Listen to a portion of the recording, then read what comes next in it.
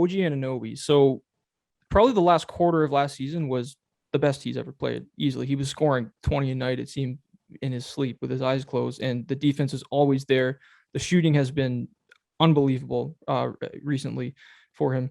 So do you think he's going to take that next step and be a guy who averages 20 or 21 with that defense, keeping that shooting efficiently and maybe being like the best player on the team this year? Or what kind of season do you see from OG this year? Yeah, so every year he's gone up, and every year he's made so many great progressions to his game, especially offensively, like you alluded to this past season. I mean, he impressed me when he did go on those personal, scoring runs, and like we saw a side to him that we never saw from him. Like we already know how good he is defensively, and that comes to him naturally.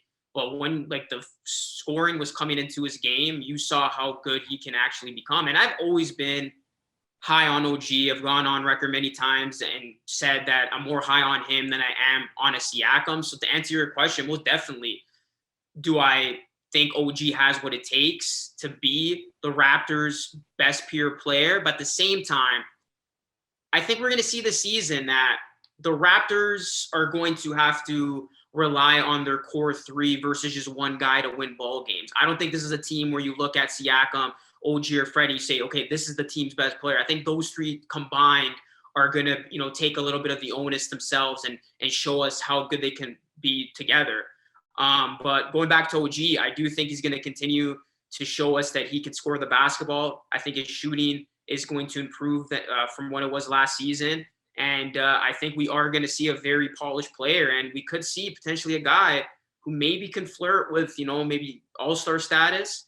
If all goes well, I would love to see that from him. And like I've always been high on OG, since I first saw him, play that defense against LeBron in that playoff series against the Cavs. I fell in love with him. I'm like, this guy plays hard, and he's very good defensively. If he can get that offense going, he's going to be truly special for the Raptors. So I'm hoping for him, Van Vliet, and Siakam.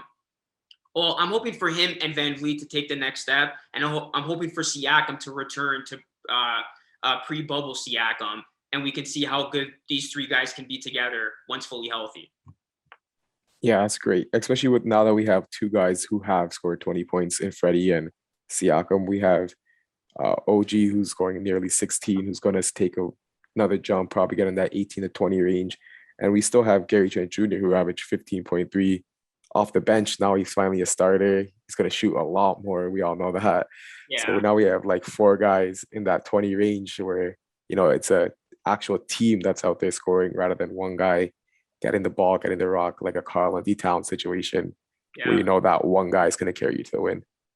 Yeah, that's a good point about Gary Trent Jr. We haven't even touched on him. I think this is going to be a very good season for him, especially if he has that starting shooting guard position under his reins. We've seen what he can do already, especially in late game situations, is what I was really impressed from him, especially, that game winner that he had. And Gary Trent, we know he can score the basketball. It's just going to come down to if he can be consistent, because we know he's hot or he's cold, and shooters shoot. He's streaky like that. But I think we're going to see what Gary Trent can do from an offensive side, because he's definitely going to have plenty of touches, especially in that starting shooting guard position.